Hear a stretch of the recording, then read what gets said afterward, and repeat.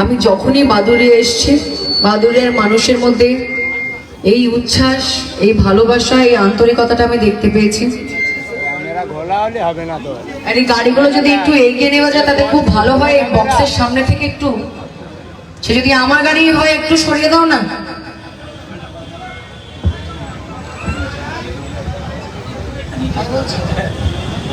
সেটাও চেষ্টা করে দেখি। আমার মানুষজনের কাছে এটাই অনুরোধ যে যেভাবে 21 সালে বাংলার মানুষ ওই ডাবল ইঞ্জিনের সরকারকে জবাব দিয়েছিল যে আমাদের এখানে এই ধরনের সরকার চলে না, আবারও যেন 24-এর আগে আমাদের সামনে যে পঞ্চায়েত নির্বাচন হচ্ছে, আজান হচ্ছে কি?